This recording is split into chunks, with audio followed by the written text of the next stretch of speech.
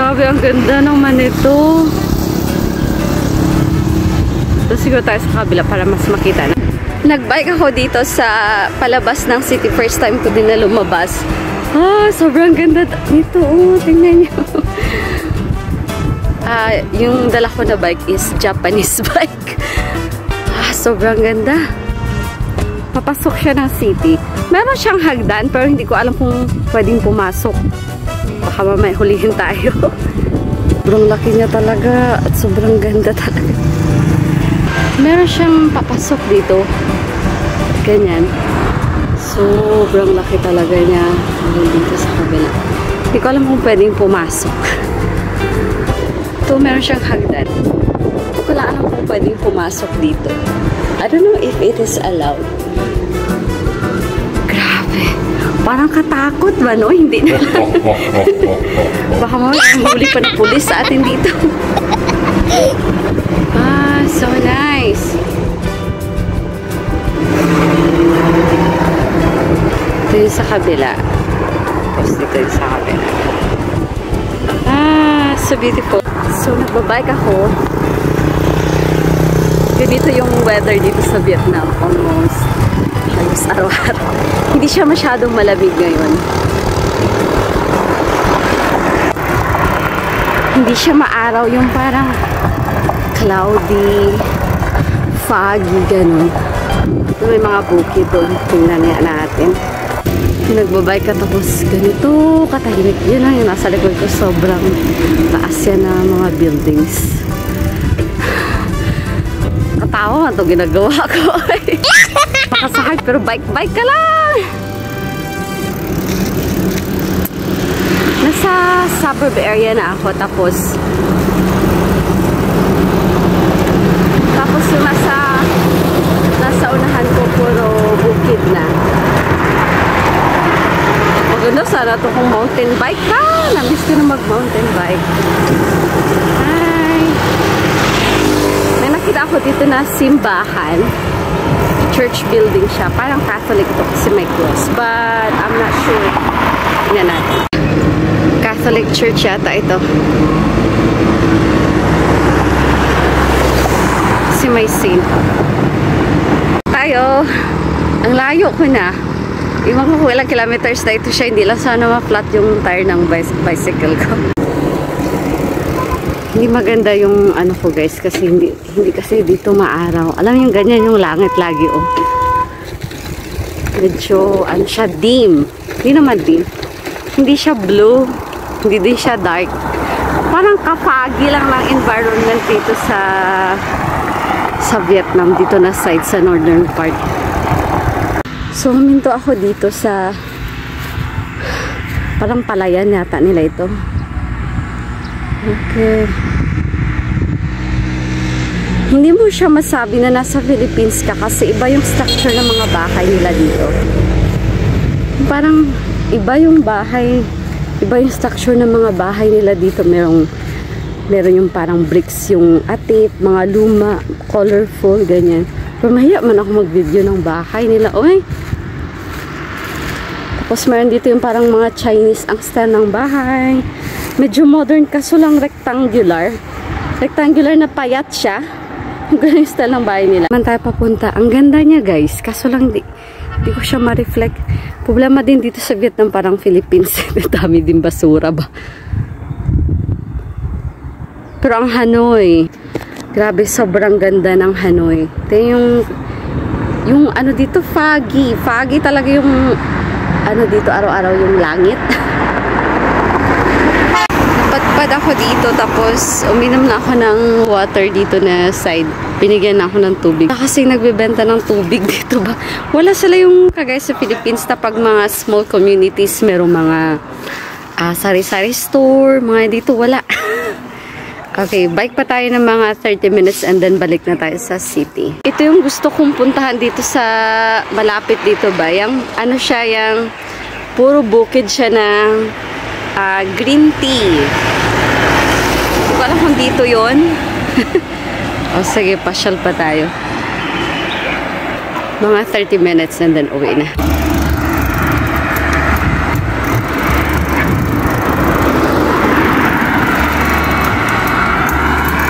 Delikado dito guys kasi ang daming malalaking sasakyan ba. Pero ako ito hawak-hawak ng cellphone.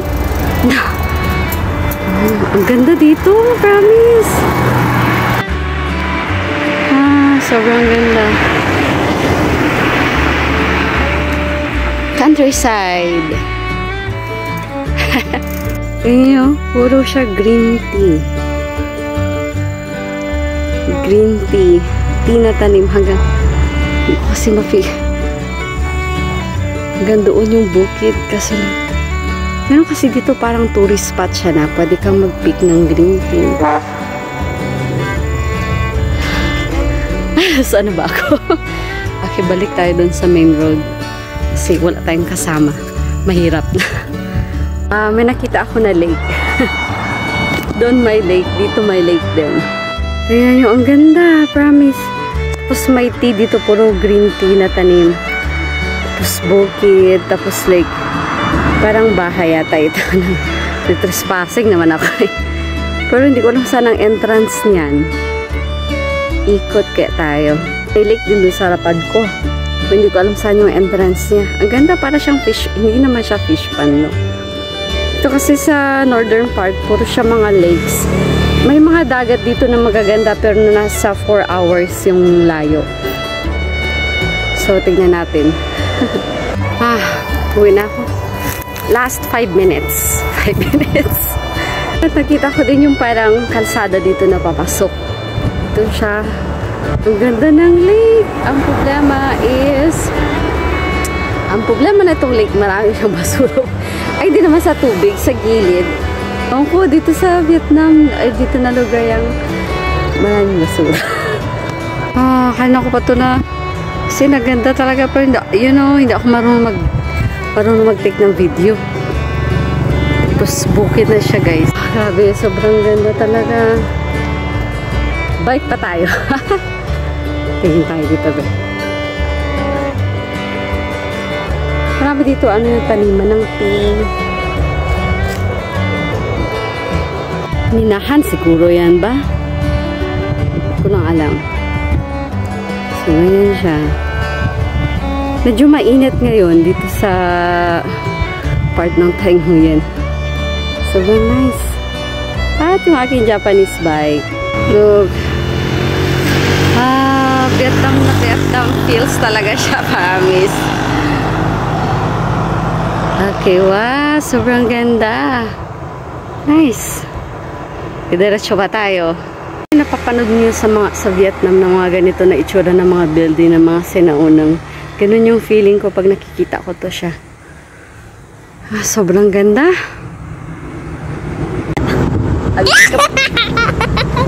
Alikabok dito. Dahil meron tayong lahi na Dora the Explorer. Baba tayo dito. Ayan na. Ganda. Super nice.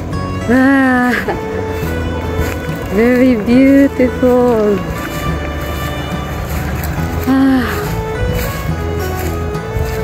Ganda. Look. Wow. What a nice cell phone. This one. Oh, super nice. Dito sa malaking palace. Palace ba to? Parang gate. So, balik tayo dito at pasok tayo. Kasi sabi ng friend ko na taga dito, pwede daw umakyat. At saka may nakita ako ng mga tao dun sa itaas. Akyat tayo. Dito na siya, guys. Ganda lang hanggang. Nakatakot na nito. Okay. Yung packet dito, nakatakot dito eh. Flashlight niya tayo. Wala na akong makita guys, sobrang dilim. Grabe ang dilim nun ah. Katakot. Wow. Wow. Sobrang nice. Wow. Ganda. Palace siguro to. Kaya tayo. Wow. So nice. Ganito siya. Ikot tayo. Wow! May mag-photoshoot yata dito. Ganito siya, guys. Dito muna tayo labas. Wow! Sobrang ganda! Grabe, ang ganda naman dito. I see. Wow! Look at that. Baba tayo. So, ganito yung itsura niya sa labas. Tapos, ganito dito. Oh! Maraming ganito sa Hanoi. Mga ganito na structure. Akit tayo ulit. Grabe, pagod na pagod talaga ako. Oh, I see. Ayun. Tapos yung kalsada. So nice! Wow! Naisip ko yung mga era ng mga Vietnamese nung unang panahon. Yung pinakataas niya. Pero sarado siya, guys. Ganda! Ay, pangit talaga ng cellphone ko, man. Talaga, oh. Ito tayo kasi hindi siya against the light. Ito. Oh, so nice. Ano nagsigarilyo kasi kaya hindi ko na yung video. Ito siya, guys. Welcome to Tay Nguyen City, Vietnam.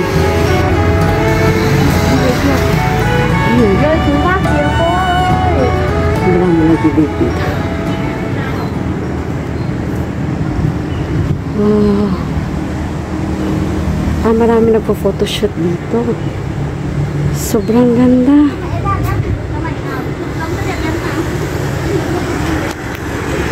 Tara! Oh. Nice. At ito naman ako. Judel. Punta ka na dito. Ikaw, nood-nood ka naman ng channel ko. Hindi ka nag-follow, ha? Subscribe and follow naman. Welcome to Vietnam! Tara! Hilig ko sa loob. May na ako meron siyang Buddha. May malaking Buddha sa loob na kulay gold. Mostly din kasi dito sa Vietnam is mga Buddhist.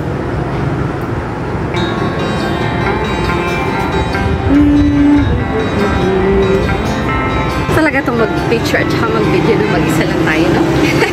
Ay, mali.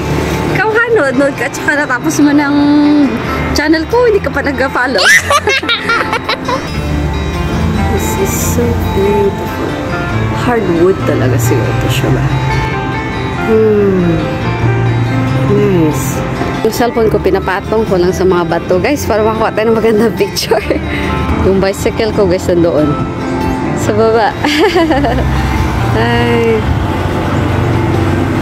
Ganito ka-foggy dito sa northern part ng Vietnam.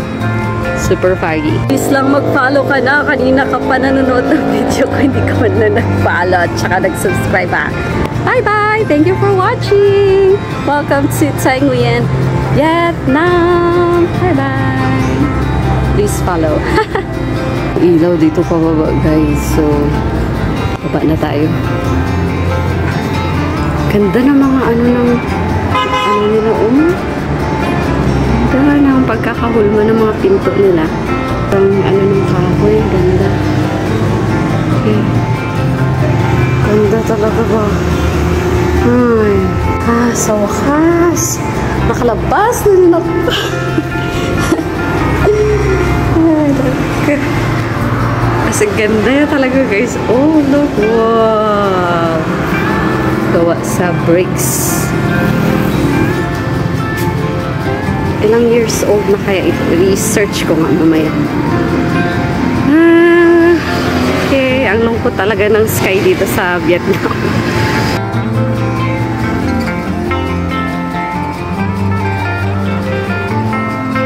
Ganito kalala ang traffic dito sa Vietnam, guys. Kanya-kanya silang liko. Lang, maniwala sa enforcer nila ba? Kanya-kanya silang liko dito. As in. Ay, sige, mag-alis na tayo.